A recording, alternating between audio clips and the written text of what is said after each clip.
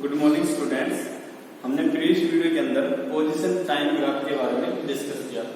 ठीक है कि आपके पास ग्राफ ड्रॉ करवा भी सकता है और ग्राफ ड्रॉ कर रखे हो आपसे पूछ भी सकता है कि इसमें यूनिफॉर्म मोशन में है, रेस्ट में है, समझ गए, उसके बारे में पूछ सकता है। और सबसे बड़ा फायदा क्या था कि पोजीशन टाइम ग्राफ के स्लोप की सहायता से हम क्या कर सकते हैं, किसी भी ऑब्जेक्ट की वेलोसिटी को फाइंड कर सकते हैं। ठीक है, अब मैं बात कर रहा हूँ थोड़ी बहुत वेलोसिटी टाइम ग्राफ। ठीक है, इसके ऊपर बात कर लेते हैं velocity time graph for uniform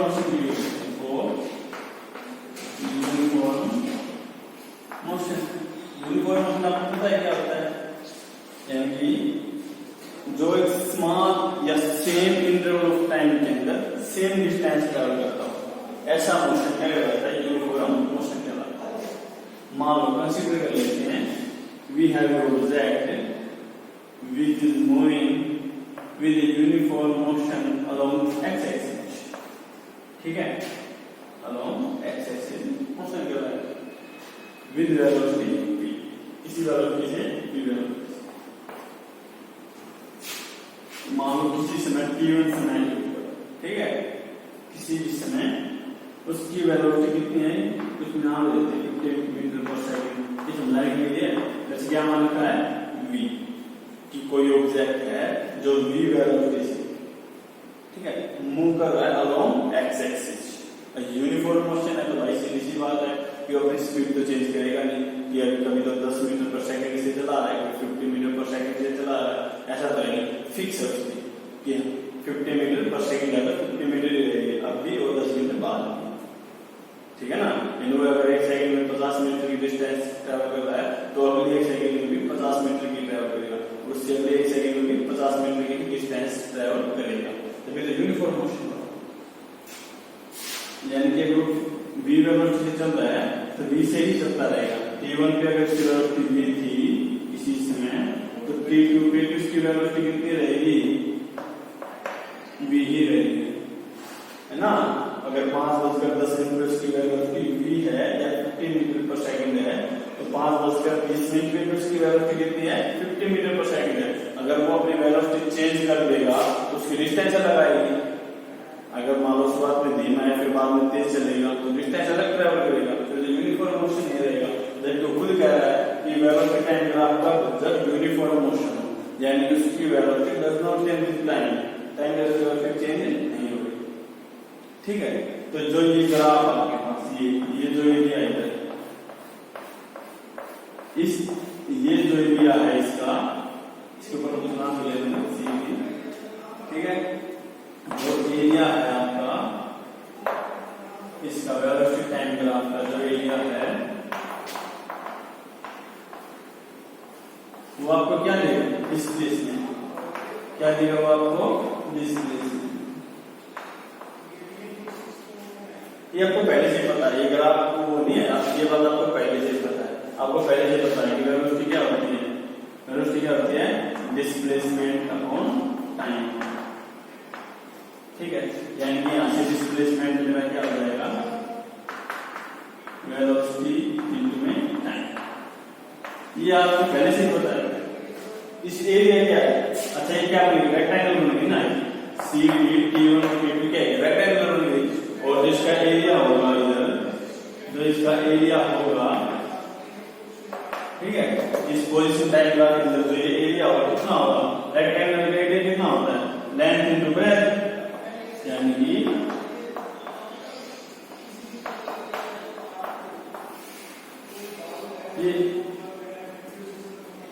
ये तो क्या होगा, डी ये क्या है, वेलोसिटी, ये क्या है इसकी वेलोसिटी, ये क्या है टाइम इंटरवल है, ये क्या है टाइम इंटरवल। ठीक है, और आपको पता है वेलोसिटी टाइम क्या होता है, डिस्प्लेसमेंट होता है। तो ये क्या है डी ये क्या आपके पास वेलोसिटी, ये क्या है वेलोसिटी, और ये t1 t2 क्या है इधर, ये जो टाइम इंटरवल है ये क्या है, टाइम इंटरवल, टाइम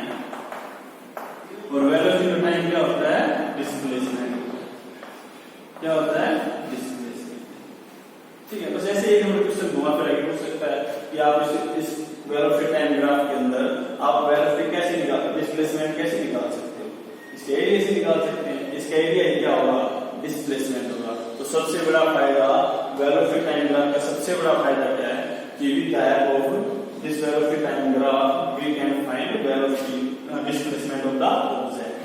क्या फाइंड कर सकते हैं, डिस्प्लेसमेंट फाइंड कर सकते हैं। ठीक है, अब देखो कुछ इंपॉर्टेंट सी बातें वो नोट करो।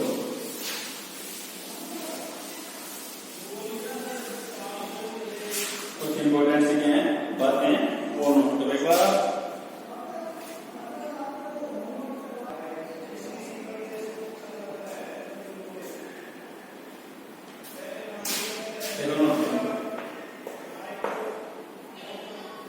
Average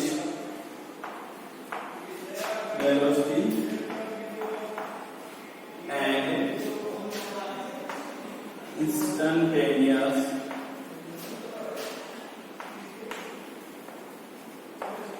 velocity।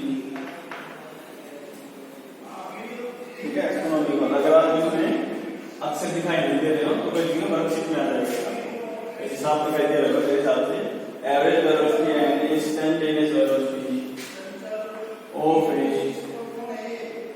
Object which is moving with is moving in uniform motion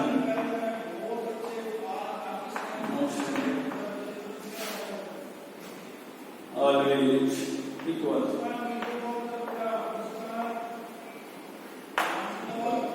ठीक है, कोई भी एवरेज वेलोसिटी होगी इंस्टेंटेनियस और यूनिफॉर्म मोशन के अंदर दोनों क्या होती है, सेम ही होती है, कोई फर्क नहीं होता। और speed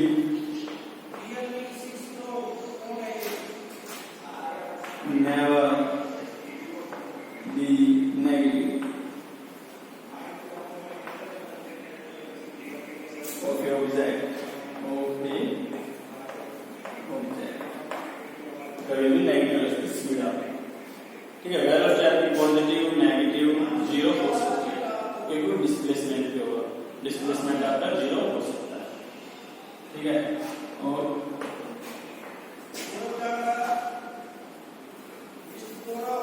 in position time graph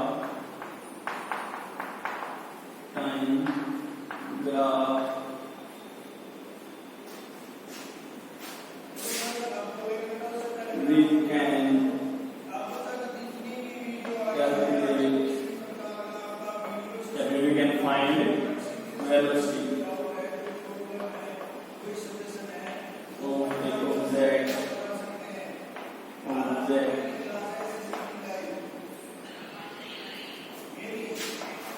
with the slope, with the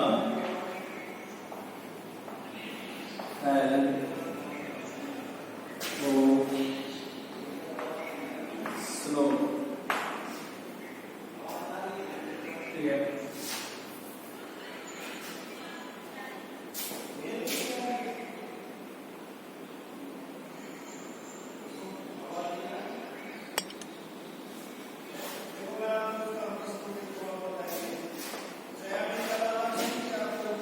if two objects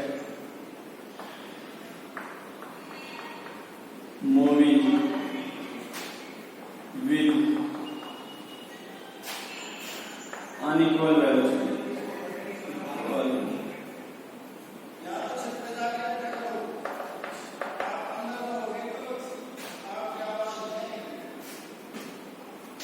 then their position time graph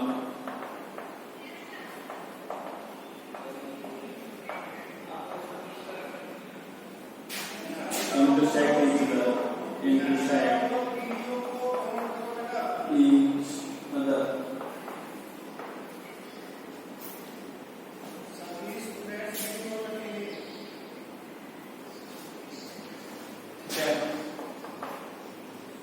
note करो एक बार इनको।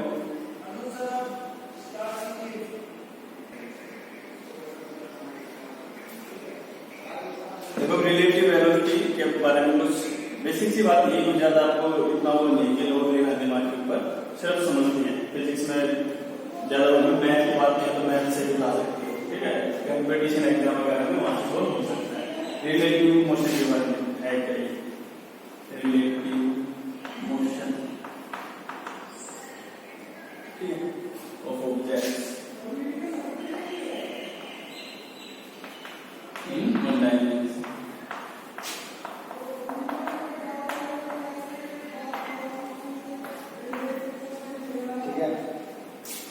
रिलेटिव मोशन का मतलब क्या है? रिलेटिव मोशन का मतलब उसको बोलते हैं रिलेटिव मोशन। जैसे एक ये डस्टर है और एक ये चौक। अब ये डस्टर क्या है, रेस्ट पे है, चौक है मोशन, तो इसकी तरफ आ रहा है ना, इसकी तरफ, तो यानी इसके साथ ये मोशन में है। इन दोनों के बीच की डिस्टेंस कम हो रही है, तो इनके बीच में है ना मोशन, तो इनके बीच में अब मैं चौक को रखूं और इसको मूव कराऊं, तब भी इनके बीच में मोशन है। दोनों के ऊपर एक बात हो रही है, दोनों की ही तो डिस्टेंस क्या हो रही है, कम हो रही है। अगर इसको मोशन में जाता हूँ या फिर दोनों ही मोशन में हो, तो इस प्रकार का मोशन होता है ना विद रिस्पेक्ट दूसरे के। जैसे ये रुका हुआ है, ये चल रहा है, तो ये क्या है, रेस्ट में, किसकी कंपेयर में, इसकी कंपेयर में, क्यों, क्योंकि ये मोशन में, किसकी तरफ मोशन है, इसी की साइड मोशन में, तो इसके साथ क्या है, जुड़ा हुआ है ये मोशन। तो रिलेटिव मोशन दोनों का ये, चाहे मैं अगर ये रुका हुआ है और ये मूव कर रहा है इसकी तरफ, ठीक है ना, तो ये मोशन में किसकी रिस्पेक्ट में, इसकी रिस्पेक्ट में, क्योंकि ये रुका हुआ है, ये मोशन में इसकी तरफ, और ये क्या हो रहा है, इसकी तरफ आ रहा है, तो इन दोनों में क्या है, मोशन। चाहे ये क्या, दोनों ही एक दूसरे की तरफ आ रहे हैं, तब भी क्या है, दोनों मोशन में है और दोनों डिस्टेंस कम हो रही है। चाहे वो दूर जा रहे हैं, जब एक दूसरे रिलेटिव हो या पास आ रहे हैं, दूर जा रहे हैं, उनके पास मोशन होगा एक दूसरे के रिस्पेक्ट में। इस प्रकार का मोशन क्या होता है, रिलेटिव मोशन होता है, ठीक है। अभी देखिए काम की बात आएगी ना, बताता हूँ। उस ग्राफ में हो सकता है, ग्राफ में आपसे ऐसे पूछ सकता है,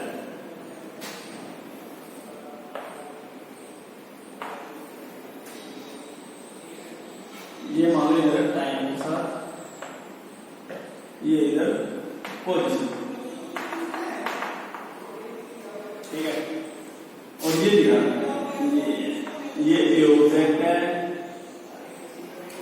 और ये बी ऑब्जेक्ट, दोनों मोशन में, ये ऑब्जेक्ट है, ये बी ऑब्जेक्ट,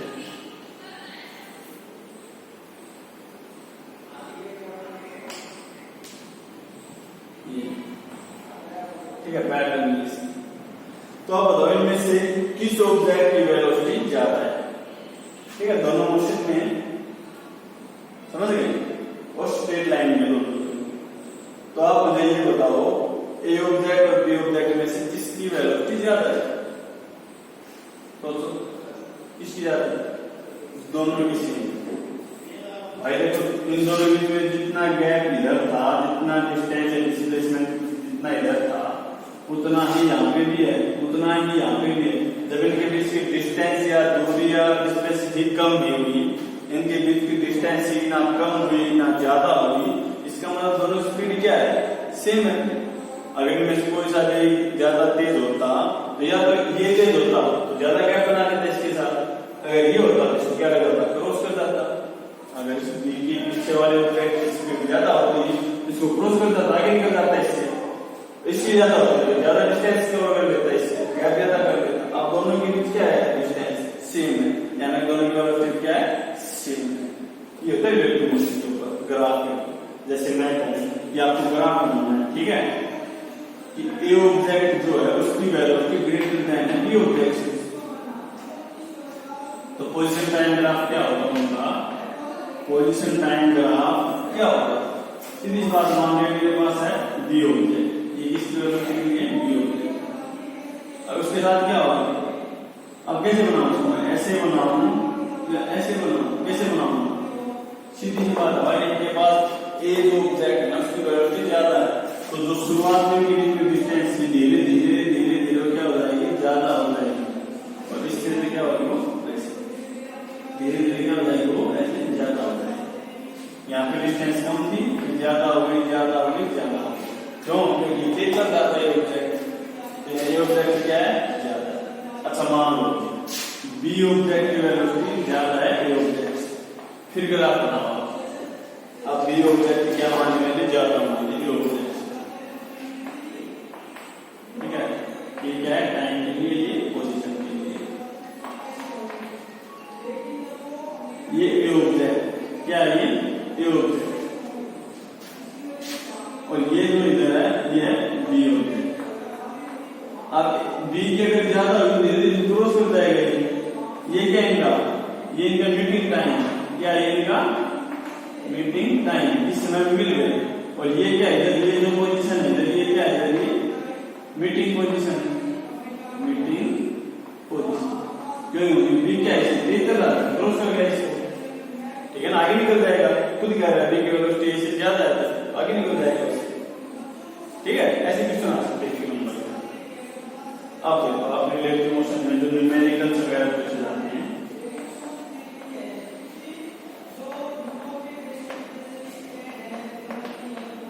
उस पे देखो कि एक ऑब्जेक्ट इस डायरेक्शन में चल रहा है, ठीक है, कोई ऑब्जेक्ट है और बी ऑब्जेक्ट भी इसी मोशन चल रहा है सेम डायरेक्शन में, when both objects moving in same direction। ठीक है, तो आप एक बात बताओ, ये जो आदमी इधर ये चल रहा है 20 मीटर पर सेकंड के हिसाब से चल रहा है, ठीक है, बाइक वगैरह किसी, और जो पीछे से इसकी तरफ आ रहा है वो चल रहा है 25 मीटर पर सेकंड के हिसाब से। ठीक है, एक चल रहा जो आगे वो 20 मीटर पर सेकंड के हिसाब से, पीछे वो 25 मीटर पर सेकंड के हिसाब से चल रहा है। तो ये पीछे वाले से आगे निकल जाएगा, कितनी आगे निकल जाएगा, मतलब कि किस स्पीड से आगे निकल जाएगा। भाई सीधी सी बात है, 25 से चल रहा है, 20 से चल रहा है, यानी इसके पास कितनी ज्यादा है, 5 मीटर पर सेकंड क्या है, ज्यादा है। पीछे वाले की स्पीड कितनी ज्यादा है, 5 मीटर पर सेकंड, तभी तो इससे आगे निकल जाएगा। ठीक है ना, धीरे धीरे धीरे इससे आगे निकल जाएगा। इस वजह से इस 5 मीटर पर सेकंड की वजह से निकलेगा। ये 5 मीटर पर सेकंड क्या कर रहा हो, ज्यादा है इसके पास वेलोसिटी। तो जब भी कोई दो ऑब्जेक्ट सेम डायरेक्शन में हो, बस आप ये याद रखना, जब भी कोई ऑब्जेक्ट सेम डायरेक्शन में हो तो उनकी जो रिलेटिव वेलोसिटी होगी, रिलेटिव वेलोसिटी जो होगी ना वो डिफरेंट, रिलेटिव वेलोसिटी होगी क्या होगी, दोनों का डिफरेंस। ठीक है, एक मान लो 50 किलोमीटर प्रति घंटे का रफ्तार चल रहा है 160, तो रिलेटिव वेलोसिटी पूछे तो आप कितनी आ जाएगी, 10 आ जाएगी। 150 की स्पीड से था 160, ठीक है, और सेम डायरेक्शन में तो जो हम रिलेटिव वेलोसिटी लेंगे दोनों का डिफरेंस लेंगे जब सेम डायरेक्शन में होगा। ठीक है, क्योंकि इस 5 की वजह से एक के पास 25 थे, एक के पास 20, उस 5 के गैप की वजह से क्या होगा, आगे नहीं बढ़ा, तो ये होगी रिलेटिव वेलोसिटी सेम डायरेक्शन में। ठीक है, मैं आपको ज्यादा कंफ्यूज कर नहीं रहा हूँ, माइक्रो वगैरह में आपको फायदा होगा फिजिक्स के हिसाब से ज्यादा कंफ्यूज कर नहीं रहा। ठीक है, वीडियो में उसके बाद आंसर। अच्छा, जब एक दूसरे के पास इधर आमने सामने अपोजिट डायरेक्शन में, ठीक है, ये ऑब्जेक्ट है, ये बी ऑब्जेक्ट, दोनों क्या है, अपोजिट डायरेक्शन में ट्रैवल कर रहे हैं।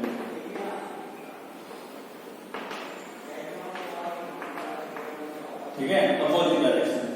अब देखो भाई, ये मान लो ये इधर जो है बी ऑब्जेक्ट, ये रेस्ट पे मान लो क्या है, रेस्ट पे, और ये ए जो है ना ये मोशन में, ये क्या है, मोशन इसकी तरफ जा रहा है।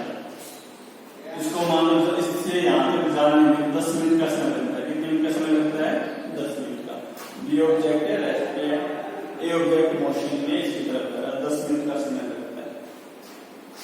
अच्छा, और यदि ये दोनों मोशन में हो तो ये उतनी स्पीड से, जितनी स्पीड से पहले चल रहा था उतनी स्पीड से चल रहा है, लेकिन अब क्या अभी भी चलने लगा है, अभी भी क्या हो गया, मोशन में हो गया। अब कितना समय लगेगा, सीधी सी बात, आधा समय लगेगा, 5 मिनट लगेगा, सेम चीज। दोनों की स्पीड क्या हो जाएगी, ऐड हो जाएगी। ठीक है ना, दोनों स्पीड क्या हो जाएगी, ऐड हो जाएगी। ठीक है, जब भी अपोजिट डायरेक्शन में तो जो रिलेटिव वेलोसिटी होगी अपोजिट डायरेक्शन के लिए, रिलेटिव वेलोसिटी होगी वो कितनी हो जाएगी, ये प्लस। ठीक है, रिलेटिव वेलोसिटी होगी ऐड हो जाएगी। जब भी सेम डायरेक्शन में होता है तो माइनस हो जाएगी रिलेटिव वेलोसिटी अपोजिट डायरेक्शन में होगी तो ऐड कर देंगे। ठीक है।